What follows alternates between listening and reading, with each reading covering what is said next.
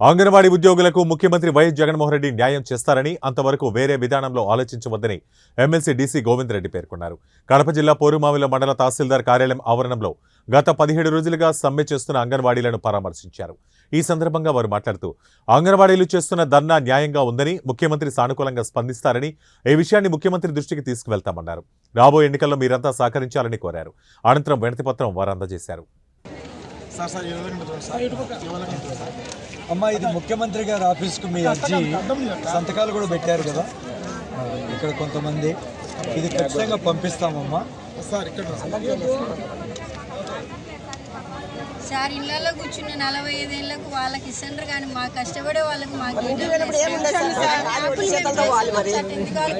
Retired అయిన తర్వాత sir పక్షవాతం జబ్బులు వచ్చి రోడ్లలో అడుక్కుంటున్నారు సార్ అంగన్వాడీ అంటే మీరు ప్రతి పథకం వెనుక కూడా ప్రభుత్వం ఒక పరమార్థం ఉంది. అంటే మీరు ఏమనుకుంటారంటే వాళ్ళకి ఎందుకు ఇస్తున్నారు, కష్టపడుతున్నారు సాధారణ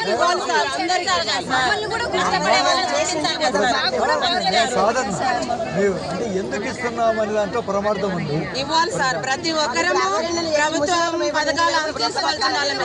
కానీ పెన్షన్ సౌకర్యం సార్ మాకు పెన్షన్ సౌకర్యం ఖచ్చితంగా ఉండాలి సార్.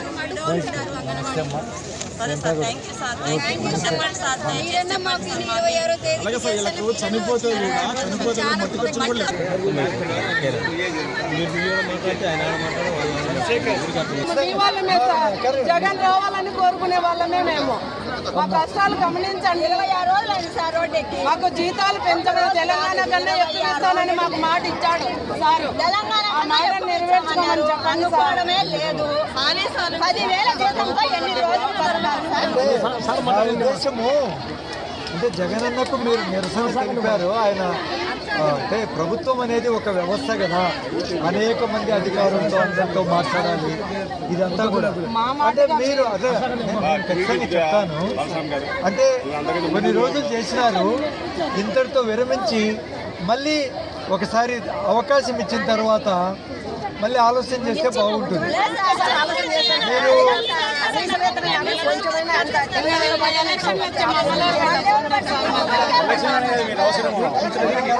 నాలుగేళ్ళు ఆయన మళ్ళా పాలన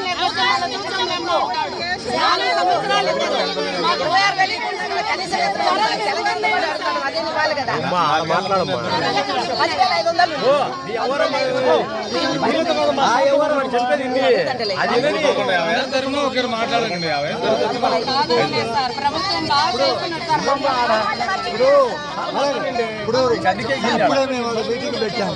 250 రూపాయలు ఎందుకు పెంచాలా? అక్కర్లేదు కదా, ముఖ్యమంత్రి కదా.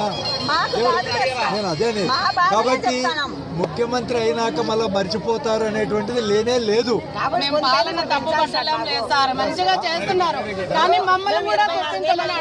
మేము ఖచ్చితంగా మీరు ఏదైతే మీ ఆవేదన నాకు అర్థమైంది.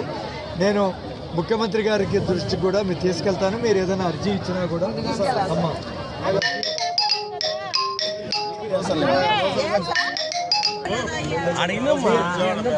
అయినా కానీ మీరు మాకు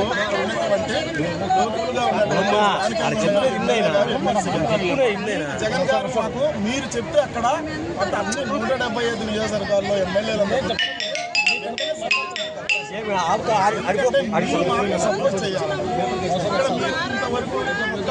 అది చెప్పేది ప్రాజెక్ట్ అన్నీ కూడా కానీ అందరూ మీకు సంబంధించిన వాళ్ళు. కానీ ఈ రోజు ఇంతవరకు మీరు వచ్చారు, దీన్ని మీరు తీసుకొని పోయి మీ సమస్యలు క్రియేట్ చేయకుండా సమస్యలు వస్తాయని చెప్పేదానికి అవకాశం చేస్తే వీళ్ళు కూడా చాలా స్కూల్గా ఉన్నారు సార్. ఇప్పటికే స్కూల్ నుంచి ఈరోజు మన సచివాలయంలో ఉండే వాళ్ళందరినీ తీసుకుని పోయి బీగాలు పగలగొట్టించినారు. చాలా దుర్మార్గం. అవన్నిటి కూడా ఎట్లంటే అట్లా చేసుకుని ఉయ్యాలలో ఊగడాలు ఇవన్నీ కూడా చేస్తున్నారు. అంటే వీళ్ళు దొంగల కాదు, కానీ ఇన్ని రోజులుగా పనిచేసిన ఐసిడిసిలో వాళ్ళకు జీతాలకు ఎంత 11,500 సార్. 11,500 ఈరోజు పెరిగిన దినసరి వస్తువులు బట్టి మనం అడుగుతున్నాం సుప్రీంకోర్టు తీర్పు ప్రకారం. దానికి మనకు ఇవ్వాలని దానికోసం సార్ చెప్పేది. ఎందుకంటే మీరు ఈ దృష్టిని మీరు ముఖ్యమంత్రి గారి దృష్టికి అంటే మేము ఇప్పటికీ 3 మాటలు 2 మాటలు సార్ చర్చలు సార్ చర్చలు. నువ్వు కమ్యూనిస్ట్ నీ సిద్ధాంతాల కోసం వీళ్ళందరినీ బలి చేయగలరు.